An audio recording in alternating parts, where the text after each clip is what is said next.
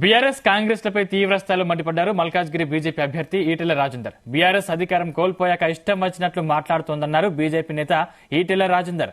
మరోవైపు కాంగ్రెస్ అధికారంలో ఉందని విర్రవీగుతోందని మండిపడ్డారు. అధికారం కోల్పోయిన కేసీఆర్ తెలంగాణలో ఆగమవుతున్నారన్నారు.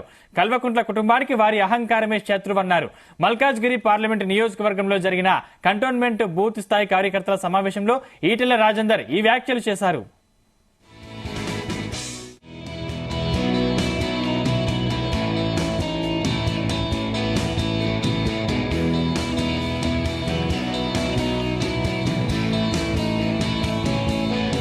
ఎవరో వస్తారు, ఎవరో చెప్తారు, ఎవరు చెప్పరు, ఎవరికి వాళ్ళగా మనమే కథానాయకులమై ఈ కథ నడిపించాలని చెప్పి మీ అందరికీ విజ్ఞప్తి చేస్తూ చిన్న చిన్న పంచాయతీలు ఉంటాయి, చిన్న చిన్న పురపంచాలు వస్తాయి, ఇవన్నీ పక్కన పెట్టి అందరూ కలిసిమెలిసి ఐక్యంగా ఈ ఎన్నికల్లో ఇటు ఎమ్మెల్యేగా అటు ఎంపీగా రెండింటినీ కట్టంగా గెలిపించాలని చెప్పి మీ అందరికీ వినమ్రంగా విజ్ఞప్తి చేస్తూ నేను కూడా వచ్చిపోతా.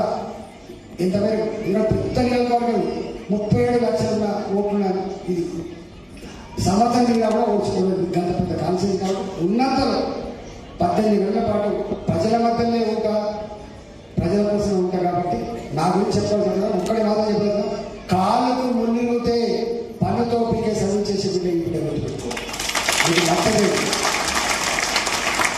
నేను దేశకాలం నేను టీఆర్ఎస్ పార్టీ పోగొట్టుకునే ఆగమైపోయింది.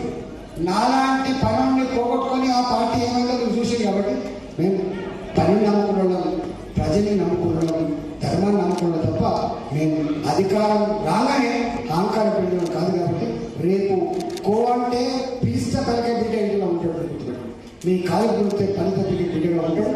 ఇక్కడ మచ్చ లేకుండా ఈ నియోజకవర్గంలో అన్ని రంగాల అభివృద్ధిలో నేను ఆనాడు కొట్టాడే ఎమ్మెల్యే ఉన్నా, నాకు తెలుసు. మంత్రిగా పనిచేసిన, కరోనా కాలంలో మంత్రిగా పనిచేసే కాబట్టి కేంద్రంలో అధికారం మనదే. కాబట్టి మోడీ గారి దగ్గర పోయి డైరెక్ట్గా పోయి నాకు ఈ పైసలు కావాలి, నాకు ఈ పని తెచ్చే సత్తా మనకు మాత్రమే. ఇక్కడ కనుక